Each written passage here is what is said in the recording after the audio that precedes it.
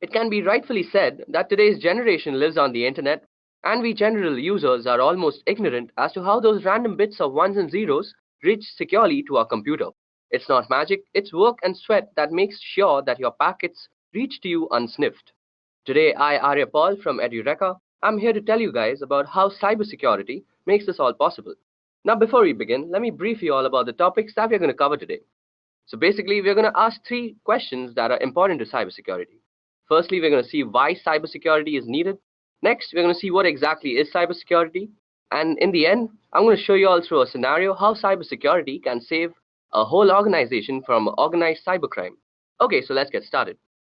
Now, as I just said, we are living in a digital era. Whether it be booking a hotel room, ordering some dinner, or even booking a cab, we are constantly using the internet and inherently constantly generating data. This data is generally stored on the cloud, which is basically a huge data server or data center that you can access online. Also, we use an array of devices to access this data. Now for a hacker, it's a golden age. With so many access points, public IP addresses, and constant traffic and tons of data to exploit, black hat hackers are having one hell of a time exploiting vulnerabilities and creating malicious software for the same. Above that, cyber attacks are evolving by the day. Hackers are becoming smarter and more creative with their malwares, and how they bypass virus scans and firewalls still baffle many people. Let's go through some of the most common types of cyber attacks now. So as you guys can see, I've listed out 8 cyber attacks that have plagued us since the beginning of the internet. Let's go through them briefly. So first on the list, we have general malwares. Malware is an all-encompassing term for a variety of cyber threats, including trojans, viruses, and worms. Malware is simply defined as code with malicious intent that typically steals data or destroys something on the computer. Next on the list, we have phishing. Often posing as a request for data from a trusted third party, phishing attacks are sent via email and ask users to click on a link and enter their personal data. Phishing emails have gotten much more sophisticated in recent years, making it difficult for some people to discern a legitimate request for information from a false one. Phishing emails often fall into the same category as spam, but are more harmful than just a simple ad. Next on the list, we have password attacks. A password attack is exactly what it sounds like: a third party trying to gain access to your system by cracking a user's password. Next up is DDoS, which stands for Distributed Denial of Service. A DOS attack focuses on disrupting the service of a network. Attackers send high volumes of data or traffic through the network that is making a lot of connection requests, until the network becomes overloaded and can no longer function. Next up, we have man-in-the-middle attacks. By impersonating the endpoint in an online information exchange, that is the connection from your smartphone to a website, the MITM attacks can obtain information from the end users and entity he or she is communicating with. For example, if you're banking online, the man in the middle would communicate with you by impersonating your bank and communicate with the bank by impersonating you. The man in the middle would then receive all the information transferred between both parties, which could include sensitive data such as bank accounts and personal information. Next up, we have drive-by downloads.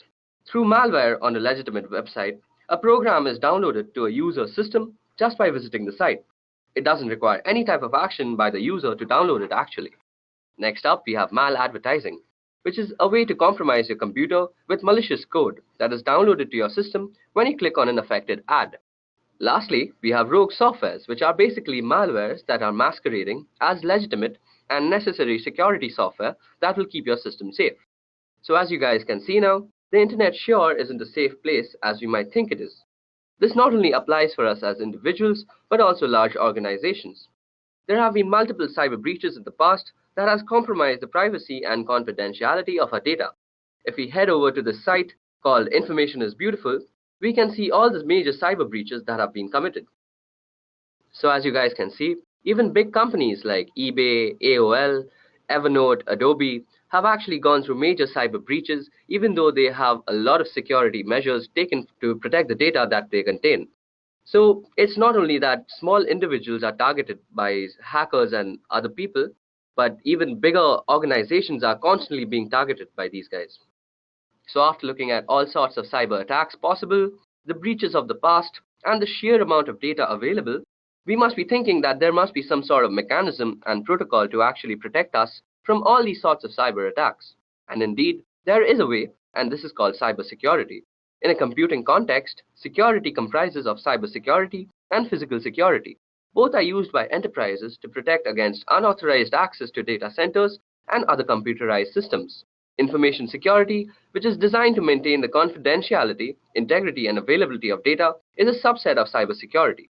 The use of cybersecurity can help prevent against cyber attacks, data breaches, identity theft, and can aid in risk management. So, when an organization has a strong sense of network security and an effective incident response plan, it is better able to prevent and mitigate these attacks. For example, end-user protection defends information and guards against loss of theft, while also scanning computers for malicious code. Now, when talking about cybersecurity, there are three main activities that we are trying to protect ourselves against, and they are unauthorized modification, unauthorized deletion, and unauthorized access. These three terms are very synonymous to the very commonly known CIA Triad, which stands for confidentiality, integrity, and availability. The CIA Triad is also commonly referred to as the three pillars of security, and most security policies of bigger organizations and even smaller companies are based on these three principles. So let's go through them one by one. So first on the list, we have confidentiality. Confidentiality is roughly equivalent to privacy. Measures undertaken to ensure confidentiality are designed to prevent sensitive information from reaching the wrong people, while making sure that the right people can in fact get it. Access must be restricted to those authorized to view the data in question. It is common as well for data to be categorized according to the amount and type of damage that could be done should it fall into unintended hands. More or less, stringent measures can then be implemented across to those categories. Sometimes safeguarding data confidentiality may involve special training for those privy to such documents. Such training would typically include security risks that could threaten this information.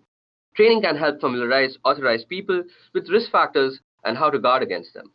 Further aspects of training can include strong password and password-related best practices and information about social engineering methods to prevent them from bending data handling rules with good intention and potentially disastrous results. Next on the list, we have integrity. Integrity involves maintaining the consistency, accuracy, and trustworthiness of data over its entire life cycle. Data must not be changed in transit, and steps must be taken to ensure that data cannot be altered by unauthorized people, for example, in a breach of confidentiality. These measures include file permissions and user access controls.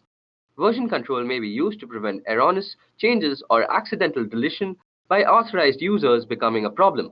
In addition, some means must be in place to detect any changes in data that might occur as a result of non-human caused events, such as electromagnetic pulses or server crash.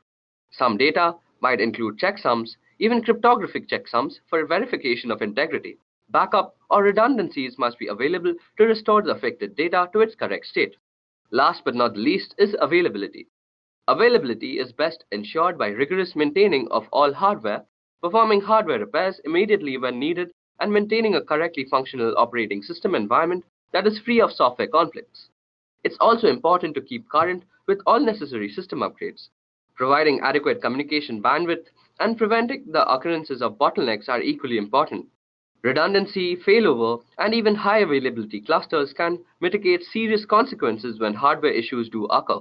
Fast and adaptive disaster recovery is essential for the worst-case scenarios. That capacity is reliant on the existence of a comprehensive disaster recovery plan. Safeguards against data loss or interruption in connection must include unpredictable events such as natural disasters and fire. To prevent data loss from such occurrences, a backup copy must be stored in a geographically isolated location, perhaps even in a fireproof water-safe place. Extra security equipments or software such as firewalls and proxy servers can guard us against downtimes and unreachable data due to malicious actions such as denial of service attacks and network intrusions. So now that we have seen what we are actually trying to implement when trying to protect ourselves on the internet, we should also know the ways that we actually protect ourselves when we are attacked by cyber organizations. So the first step to actually mitigate any type of cyber attack is to identify the malware or the cyber threat that is currently going on in your organization. Next, we have to actually analyze and evaluate all the affected parties and the file systems that have been compromised. And in the end, we have to patch the whole treatment so that our organization can come back to its original running state without any cyber breaches. So how is it exactly done? This is mostly done by actually calculating three factors. The first factor is vulnerability, the second factor is threat, and the third is risk. So let me tell you about the three of them a little bit. So first on the list of actual calculations, we have vulnerability. So a vulnerability refers to a known weakness of an asset that can be exploited by one or more attackers. In other words, it is a known issue that allows an attack to be successful. For example, when a team member resigns and you forget to disable their access to external accounts, change logins, or remove their names from the company credit cards, this leaves your business open to both unintentional and intentional threats. However, most vulnerabilities are exploited by automated attackers and not a human typing on the other side of the network. Next, testing for vulnerabilities is critical to ensuring the continued security of your systems by identifying weak points and developing a strategy to respond quickly. Here are some questions that you ask when determining your security vulnerabilities. So you have questions like, is your data backed up and stored in a secure offsite location? Is your data stored in the cloud? If yes, how exactly is it being protected from cloud vulnerabilities? What kind of security do you have to determine who can access, modify, or delete information from within your organization? Next, you could ask questions like, what kind of antivirus protection is in use? What are the license currents? Are the license current? And is it running as often as needed? Also, do you have a data recovery plan in the event of vulnerability being exploited? So these are the normal questions that one asks when actually checking their vulnerability. Next up is threat. A threat refers to a new or newly discovered incident with potential to do harm to a system or your overall organization. There are three main types of threat: natural threats like floods or tornadoes, unintentional threats such as employee mistakenly accessing the wrong information, and intentional threats. There are many examples of intentional threats including spyware, malware, adware companies, or the actions of disgruntled employees. In addition, worms and viruses are categorized as threats because they could potentially cause harm to your organization through exposure to an automated attack, as opposed to one perpetrated by human beings. Although these threats are generally outside of one's control and difficult to identify in advance, it is essential to take appropriate measures to assess threats regularly. Here are some ways to do so. Ensure that your team members are staying informed of current trends in cybersecurity so they can quickly identify new threats. They should subscribe to blogs like Wired and podcasts like the 𝐑𝐨𝐥𝐞-𝐁 that covers these issues, as well as join professional associations so they can benefit from breaking news feeds, conferences, and webinars. You should also perform regular threat assessment to determine the best approaches to protecting a system against a specific threat, along with assessing different types of threat. In addition, penetration testing involves modeling real-world threats in order to discover vulnerabilities. Next on the list, we have risk. So risk refers to the potential for loss or damage when a threat exploits a vulnerability. Examples of risks include financial losses as a result of business disruption, loss of privacy, reputational damage, legal implications, and can even include loss of life. Risk can also be defined as follows, which is basically threat multiplied by the vulnerability. You can reduce the potential for risk by creating and implementing a risk management plan, and here are the key aspects to consider when developing your risk management strategy. Firstly, we need to assess risk and determine needs. When it comes to designing and implementing a risk assessment framework, it is critical to prioritize the most important breaches that need to be addressed. Although frequency may differ in each organization, this level of assessment must be done on a regular, recurring basis. Next, we also have to include a total stakeholder perspective. Stakeholders include the business owners as well as employees, customers, and even vendors. All of these players have the potential to negatively impact the organization, but at the same time they can be assets in helping to mitigate risk. So as we see, risk management is the key to cybersecurity.